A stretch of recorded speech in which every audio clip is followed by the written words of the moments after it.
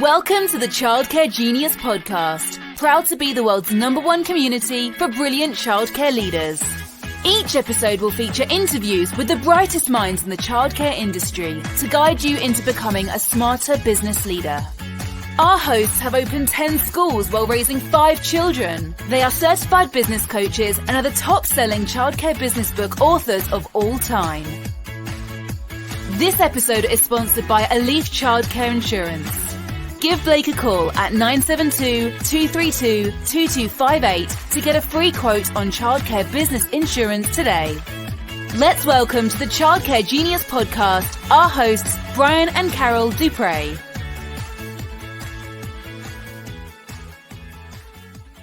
Childcare Genius podcast. We're your hosts, Brian and Carol Dupre. Before we begin, I just want to remind you that tickets are now on sale for our Childcare Genius Leverage Conference in beautiful Montego Bay, Jamaica. Get your tickets at childcaregenius.com/leverage. And it's going to be an amazing conference. And we hope to see you there. So our guests on the podcast today are Alecia and Darron Jones. They are multi-center owners from Missouri, right in the heartland of the United States. And this we're doing a series right now on multi-center owners. We're doing multi-center owners, interviewing them, talking about some of their challenges on running multiple schools. So I know you're gonna love this episode. Let's get Alecia and Darron on the line. Hi, Alecia and Darron. Welcome to the Childcare Genius podcast. How are you guys today? Hey, well, thanks for asking. We're doing great. Well, you guys look good. We can't wait to see you again real soon, live. Been a few months since we've seen you. What's going on in your life? Why don't you tell the world where you guys are calling in from today? We are in Kansas City, Missouri, or a little bit outside of Kansas City. So you say Missouri, not Missouri, right? Yes, Missouri. All right, good. Because sometimes you talk to those country folk in Missouri, they'll get mad if you say Missouri. You know, they got that rural drawl. I've heard it pronounced both ways. So are you guys born and raised both there all your life? Yeah, I am. Yeah. Mm-hmm. Yeah. Yeah. Okay. I'm from Kansas City area. Yep. And he's outstanding. So tell us more about your background, how you found your way into this amazing childcare business. So we both have a background in education. So my graduate degree is in elementary education, curriculum and instruction, and Darron's was in special education. So we both were teaching in school districts before we started our business. And it was something that we didn't really talk much about until we had our own children. So we had an infant and a 1.5-year-old, and then got pregnant with our third. So on 2 teacher salaries, paying for daycare for 2 kids was already kind of a tough situation. So 3 was going to be pointless. And a friend from our church joked with us and said, "You guys are halfway to a daycare already. Why don't you start one so I can bring my kids to you guys?" And that's where we started. Then we became a licensed in-home. Within the few months after that, resigned from our teaching positions and got started back in 2009. Wow, 2009. So 15 years now. Yeah, it's crazy. Time flies, doesn't it? Yeah. Yep. Tell our audience a little bit about your childcare centers and what's different with yours than other ones in your area. I mean, we're here, we kind of resented that in the beginning where people were like, well, you guys are the business. And it's like, we're the business. No, we've got staff members and we have ideas and, but at the end of the day, Alecia and I have experience and we have views of how environments with children in it should be. And we just kind of lead with that. Alicia's does great with building relationships with the staff and, just encouraging the best out of them. And so in order to do that, you have to have authentic relationships. So nobody has our staff members, no one has our background. And I think that when people walk in and you get a sense of that, it's unique, so Other than that, we do what everyone else does. We want to abide by state as best we can. We put the best people in positions. We're constantly marketing, communicating to the community that we're here and that we feel like we're doing great things. So other than that, just unique people that we have, and we try to love them as best we can. And I would add, I think something that makes us stand out is we started off as a licensed in-home. And when we were operating out of our home, we wanted to enter into our home. So when we were in home, when we had toured in-homes for our oldest son, we weren't happy with any that we saw.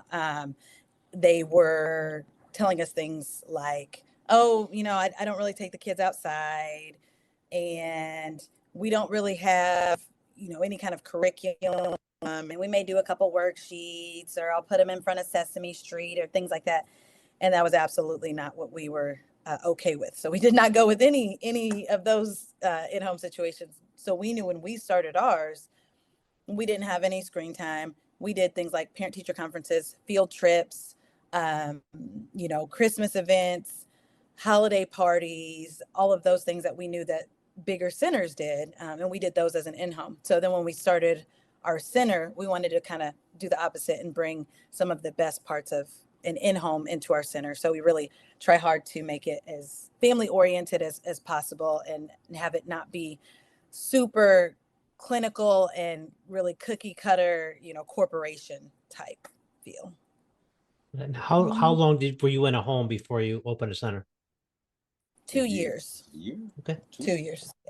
Now, did Darron come home one day, or you come home one day and decide, like, okay, we got to get him out of this house? And what made you decide to move out of the house into the center? So that is quite the story. We had definitely talked about it. When we first opened, it was very, we both quit our jobs. It wasn't like, okay, well, you keep bringing home a paycheck or vice versa. We both resigned and started in August of 2009, and we opened with 3 kids. And within 4 months, we were full. In Missouri at the time, at least, you could have 10 kiddos. So we were full within 4 months. So we talked about it, but it was always, okay, in a few years. And our neighbors, we lived at the time in a neighborhood where there was an HOA. And when we moved in, we made sure that we were good. We were following all the rules.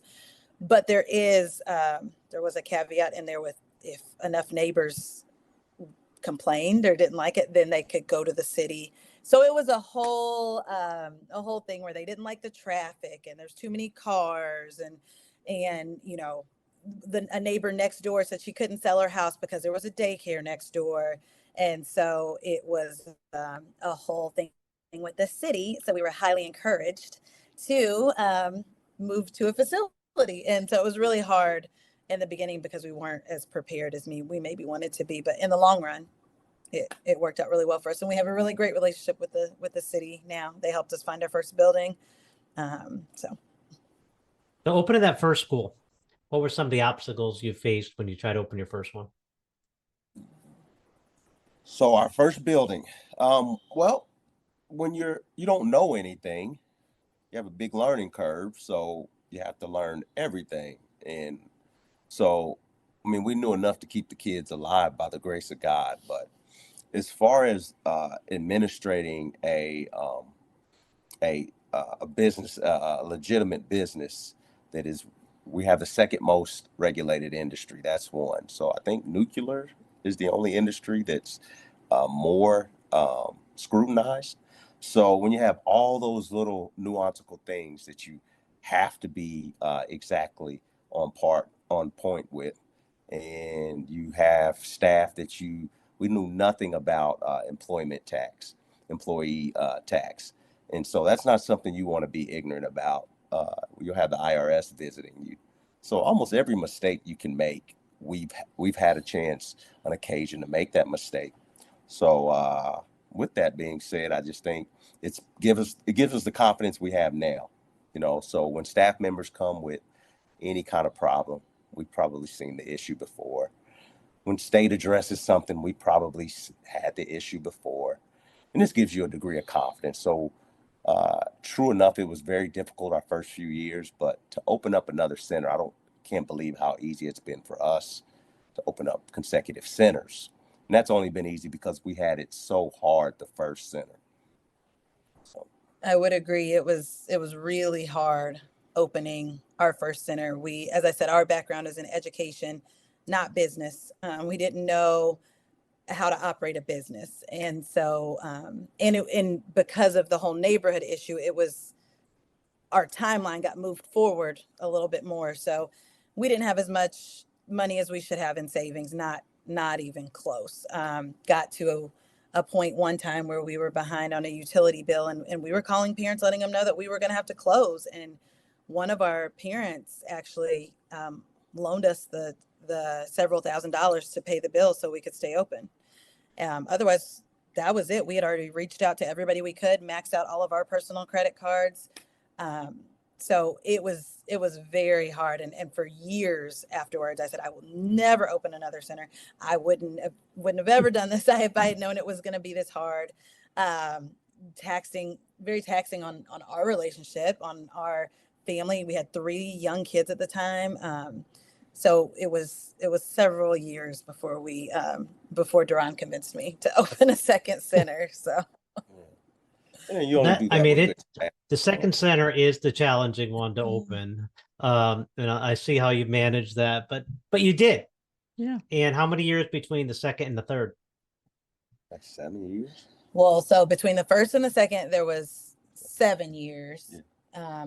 And then that second one went so smoothly. We opened that one right before COVID, the end of 2019. So then that added a little bit of challenge, but it was a very slow opening because of COVID. We had like 2 or 3 months before COVID, and we weren't as well known in the community. We were known, but not like we are now. And then and that one went really smoothly. So then we opened the third one in the beginning of 2023. So 4 years, about 3.5 years between the second and the third. I'm glad you're were able to get back on the horse, open another school, and it's challenging. That first one could be challenging. The second one could be really challenging, but once you get it down pat, then it gets a lot easier, doesn't it? Yes, yeah. The third one was, the challenges we had there they were good. We had a huge waiting list at that time versus when we opened our second one, we really didn't. But at this point, we had a long waiting list, and so. Whereas our first and second centers, we opened with 5, 10, maybe kiddos.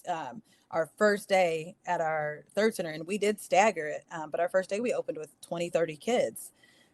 So that was just a little bit different, versus opening a little bit, more slowly. It was like, okay, we have these people on the wait list. They're ready to start. And, so it was still a learning curve with, okay, we're starting with a much fuller center than we have before. So it's always, something a little bit different, but we're always, we've been approached about opening other centers and things like that. And so right now we're happy with our 3. But. Well, let's talk about how you do it, because some people are sitting there, have 1, and they're like, how do they do it managing 3? Because they can't comprehend, because they're working 50 hours a week in 1, how you manage to work. And I know you have children too, smaller ones. How do you do it? How do you juggle? And you got a big kid sitting next to you. How do you juggle the big kid, the small kids, running the schools? How do you do it? And run 3 programs? How do you do it? I think that you're not going to win a lot of grace points, I always go back to us opening our first center. It wasn't graceful. We just didn't have all the answers. We kind of had to come up with improvisational, solutions, and you just don't look as graceful. You want to look good when you're doing things, but being determined, being humble, which I say that only to say that your staff members usually have a lot to contribute. So if you have a partner, which in this case I had Alecia, and you have people who want to rise up to leaderships positions, you just have to trust them, allow them to not be perfect. We weren't perfect. State came in plenty of times and we had violations, and our staff members have told us things that they didn't like about how we operated and did things. This is part of it. So I say, if I'm going to be as genuine as possible, expect those things. Expect to not be perfect. But your skills and your natural ability, as you mentioned in the beginning, what is different about you, that's going to be evident. It's going to be evident what's different about you. There's going to be someone who wants to come and do business with you, who likes the way you view things and you have your views on life. Use that to take care of those people. And, things have taken care of themselves. We tried to take care of people, the people we had, the people that believed in us. We gave them the best we could, the best service we could. We gave them the best of our background, the best of our experience. And it ended up paying over time. And I would say something that I've learned, we've talked about with you guys, I've read it in books, and it's definitely a learning curve for me, is just delegation.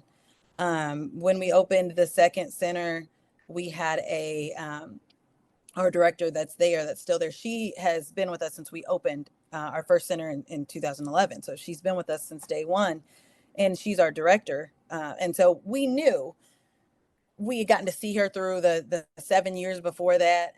We knew, even though she was a little nervous about stepping up into a director position, that she could handle it. And she's done a phenomenal job. And we knew that, we could kind of, let her see our vision and kind of take it and run with it, with what she saw. And, when we had two, it was a little bit more, initially Darron was over at the second center a little bit more. I was still at the first center, and we were still able to be, there a little bit more. But opening the third, well, we're only two people. We can't be at the three different centers. So that's really for me, at least in this last year, where I've really kind of had to learn that delegation and stepping back, and figuring out a good schedule so that, I can be, with my directors kind of equally, or kind of, as they're needing it. And that would be mine. It would be delegation. And like Darron said, trusting the people you have in the leadership positions. That's, that has to be, you have to trust them. You have to know that they're going to take care of their centers. And that's how I had to start looking at it, as this is your center. I want you to look at this like it's your center, not ours. Obviously, yes, we're the owners, but we really wanted our directors to be empowered and have that ownership. And I think that's made a big difference. I agree. That's awesome. How has coaching helped you grow your business? I'm grateful that you all have marketed your background and experience, and likewise your coaches, your fellow coaches. I was hoping when I first started that there was something like this. I was actually searching, like, there's got to be consultation. There's consultation for everything. And we couldn't find it for several years. And it was like, when circumstances presented themselves, I don't know how we got a hold of the conferences or whatever that we eventually discovered you all with. But long story short, I knew exactly what to do with it. I knew what questions I wanted to ask. I knew how I wanted to leverage the experience, how I wanted to leverage the services. And it's more than delivered. I mean, very practical advice. There's a nugget in every opportunity that we go in, whether it's a resource or it's a person with relevant experience to what you're challenged with. Those things are just invaluable, Yeah. Yeah, I tell you, the first time we met you, we were able to go to Barbados with you guys and have a week workation, and that is, I think, we really got to cement our working relationship down pat. We got to learn a little bit more about your business, and it's so much easier to coach somebody once you really get to know them and their business inside and out. And we had a fun week there, didn't we? It was a great Yeah, it was enjoyable for Yeah. sure. It Yeah, we was, definitely. We talk about that. That was our favorite sandals for many years until we just visited Sandals Dunn's River, which is now our favorite one. I heard you guys just went to Sandals Carousel. We're heading there in November, and that was great. So we we're big liked it. Sandals fans. I know you guys are too Yeah. now. Yeah, I would have to agree. I think I liked Barbados better, but Laid out. I just Laid like out. it's bigger, so there's more, or it's the two, so you have Yeah, more yeah. variety. We liked Curacao a lot. We liked the restaurants. The restaurants were great. They had the food trucks, which I don't know if any of the other ones had, so that was cool. But Hard yeah, not to like anything about them. The yeah, cool thing I it's a think great the experience. listeners are noticing, we're all multi-center owners, and we go on trips without our children. Yeah. We work on this, and you're working on the marriage, you're working on your business, you're becoming better parents by spending time with each other away from the children, and we encourage that. You know, we know some families who never leave their children for 18 years, and like then when the kids go, they're like, who's the stranger next to me that I didn't get to know? So I applaud you for building your business, enjoying time, building this, and going to Sandals because it's the best vacation on the planet. I can't wait to get to Carousel. We'll do that in November. That's the exciting part. It is nice. So where do you see your business 3 years from now? Where do you want it to head? 3 to 5 years? What do you got? So this was a good conversation. We do talk about goals and, okay, in 1 year and 5 years. So, we had a little bit of an idea, but I always say, I look at the years, even thinking about business and, okay, how old are my kids going to be? So in 3 years, we have 3 teenagers. So in 3 years, our oldest will be in his second year of college, if they choose that route. Our daughter would be in her first year of college, and then we would have a junior in high school still at home.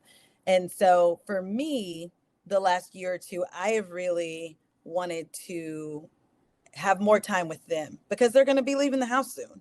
And I don't want to, we have been entrepreneurs since they were as long as they can remember. And there were, especially in the beginning, a lot of long days at work, a lot for years. And so, now we're at the point where, it's not as much of that. And I want to spend that time. I don't want them to go off to college thinking, well, mom and dad were always at work and we never had time with them. And so, at this point, just really wanting the business to be in a place where, yes, we're visible. We're still, we're still not at the point where we're just wanting to be completely backed off from it, but to where, we're not doing all of the tours and responding to all of the emails and the directors are handling those things so that we can make all the basketball games. We can make all the dance competitions. We can make the Science Olympiad and the band and all of the things our kids are involved in. So wanting to be in a place where our business is still growing and thriving, and it is every year. It's a little bit better with hitting a lot of our goals, but we're not there as much. I want every year to be there a little bit less. And in the next 3 years, I would, potentially like to, have a 4th center potentially. And then we've also actually just over the weekend put an offer in for our first, for a 4-plex for our first real estate, or we have commercial real estate, but for our first residential real estate, which is one thing that you guys have talked about. So we're waiting to hear back. So we'll see. Awesome. If you had it all to do over again, what would you do differently? Do it all over again. I just think those mistakes are invaluable.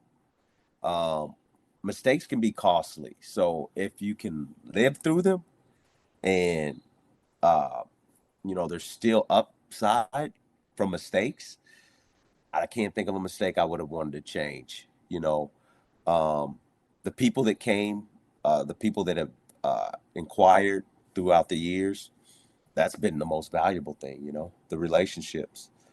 To kind of go back a little bit with the last question, what are some prospects for the next 3 years? It's just continue to meet great people, and just have faith that great people will come to us with great talent and with visions bigger than ours, and if that can be our purpose, a great vision, maybe we get involved. We've had the districts, we've had YMCAs, we've been approached just with different opportunities, So who knows what might come up, you know? So just being open and available and being a productive place, a productive industry, a productive,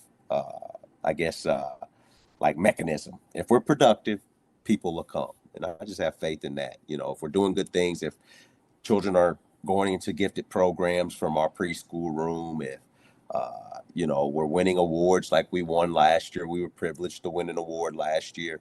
Those things build synergy. And that's it. Just continue to build that synergy.